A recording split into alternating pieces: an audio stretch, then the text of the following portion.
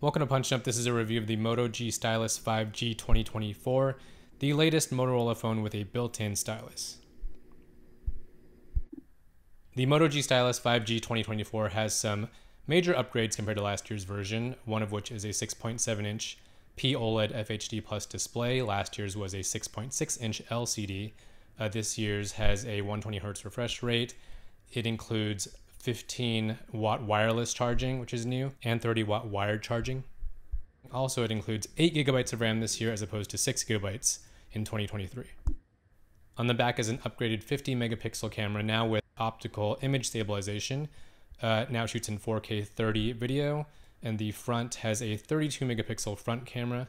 The back also includes a 13-megapixel ultra-wide camera. On last year's model, there was a fingerprint sensor on the power button. It worked pretty well. It was fast and it was convenient on the side. But on this year's, it is a on-screen fingerprint reader, and this one was really snappy. You just put your thumb right on the display and it recognizes it instantaneously. The latest Moto G Stylus 5G is a big improvement over last year's. First, you'll notice the 6.7-inch POLED display, which is a big upgrade from the LCD, and overall it's really nice to hold. It has these flat edges compared to the rounded ones from last year. And with the upgraded 8 GB of RAM, there was very little lag switching in between applications. Of course, it still has the headphone jack and the built-in stylus at the bottom, and on the back you get the upgraded 50-megapixel camera with OIS. And it's also a bit lighter this year at 6.7 ounces. Now, just moving through some general applications here, you can see that it is pretty snappy with the Snapdragon 6 Gen 1. There was no issues loading web pages, just sort of flipping through general pages and applications, opening them, scrolling through them. You can see that everything's really smooth with that 120Hz refresh rate.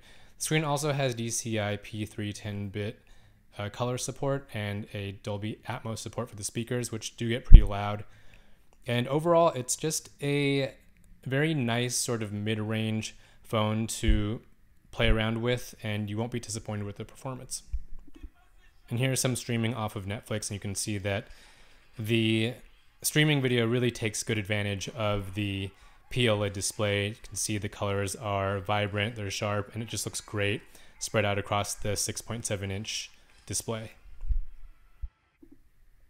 The stylus usage is also really functional. It just pops out from the bottom, and right away when you take the stylus out, it'll pop out a menu that has functions like Write Note, Moto Note, Screenshot, Freeform Crop, GIF Maker, and a handwriting calculator. And it does remind me of the old Samsung Note series, which was a great product and more affordable back in the day.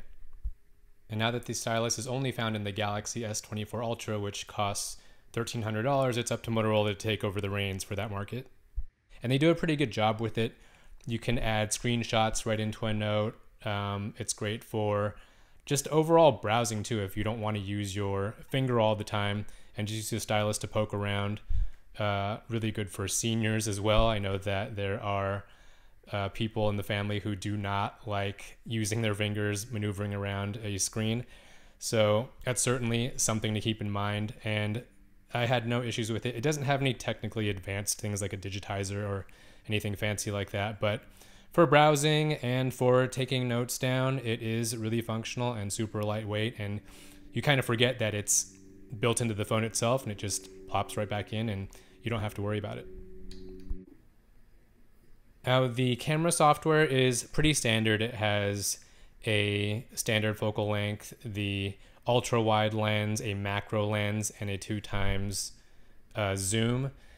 And overall, it's a pretty standard set of features. You can also take 4K 30 video, which the last years you couldn't do that. And overall, the shots came out decent. They weren't overly saturated. You could tell that there still was some sharpening to it, but the OIS does a pretty good job of keeping everything sharp without making it overly sharpened. The video itself was just okay. The lens was hunting a bit, so you were getting sort of things that were in focus and out of focus.